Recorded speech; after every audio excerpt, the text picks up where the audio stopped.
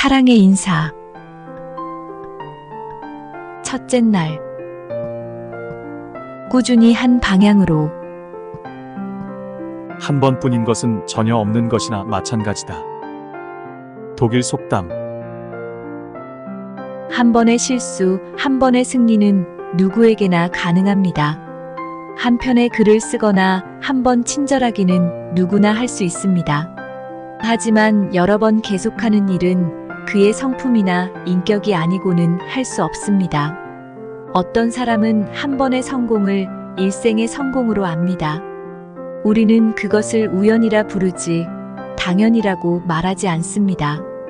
우리가 어떤 사람을 생각할 때 그의 용기, 신뢰, 정직, 웃음, 친절이 함께 떠오른다면 그에게 이런 것들이 충분히 갖추어졌기 때문입니다. 일생을 한 방향으로 꾸준히 나아갔다면 그는 분명 아름다운 사람입니다. 둘째 날. 닫힌 문.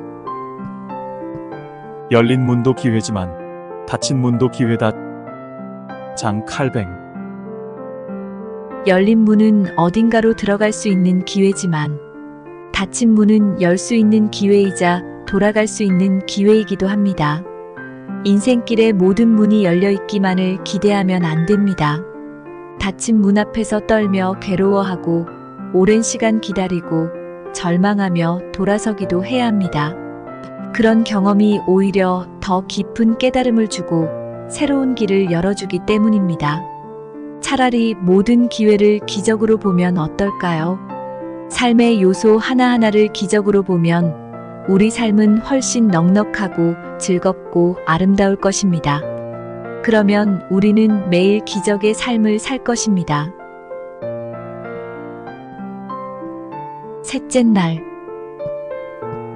목적 있는 삶. 나는 목적이 있는 사람을 자유인이라 부른다. 르네 데카르트.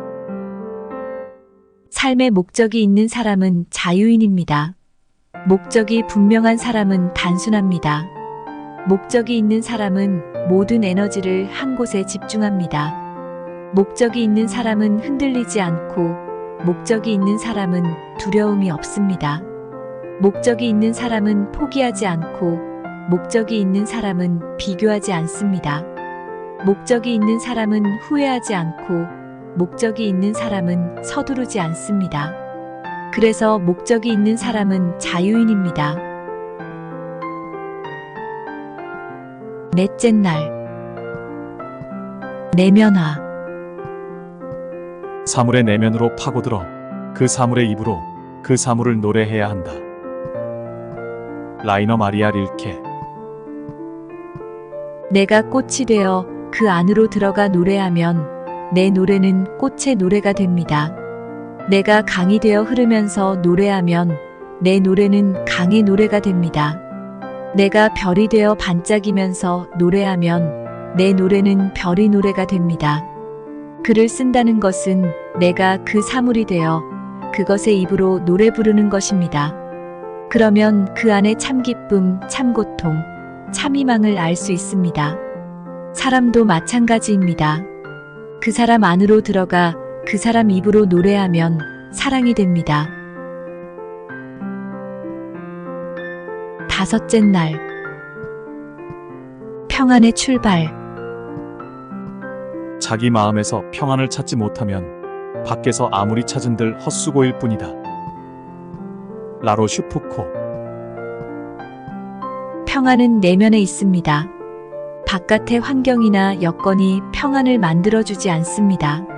어떤 소유도 명예도 관계도 내 마음의 참 기쁨과 평안을 만들어주지 못합니다.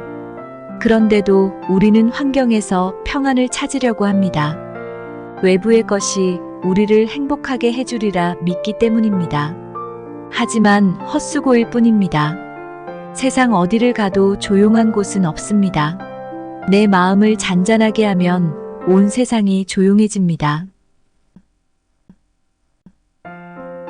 여섯째 날. 아름다움. 아름다움은 우리 영혼에 직접 찾아와 가장 선한, 가장 고귀한, 가장 즐거운 감정을 일으킨다. 존 F. 케네디. 아름다움이란 어떤 상태를 말할까요? 내면의 아름다움이란 어떤 모습을 말할까요? 아름다움이란 단어를 쓸 때마다 가장 선한, 가장 고귀한, 가장 즐거운 감정이 떠오릅니다. 그것은 나에게 직접 찾아옵니다. 다른 사람이 아무리 전해줘도 내가 직접 보고 느낀 것이 아니면 아름답지 않습니다. 단순과 복잡, 소박함과 화려함을 떠나 더할 것도 뺄 것도 없는 최선의 상태입니다. 여기에는 순수한 권위와 품위가 있습니다.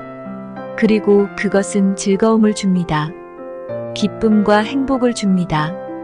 그래서 아름다움을 떠올리면 바로 마음이 밝아지고 생각이 맑아집니다.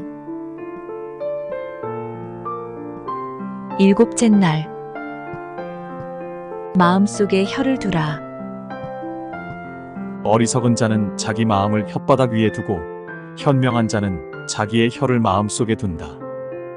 윌리엄 셰익스피어. 말이 적으면 삶이 한결 편해집니다. 말을 적게 하기 위해서는 상대방을 믿어야 합니다. 세세한 설명 없이도 잘 알아들으리라 믿으면 말을 많이 하지 않게 됩니다. 또한 늘 상대방의 입장을 생각해 보아야 합니다. 그러면 말은 적어지고 관계는 원만해집니다. 상대에 대한 신뢰가 부족하거나 나 자신의 거짓을 감출 때 말이 많아집니다. 마음이 혓바닥 위에 있다면 얼마나 가볍겠습니까?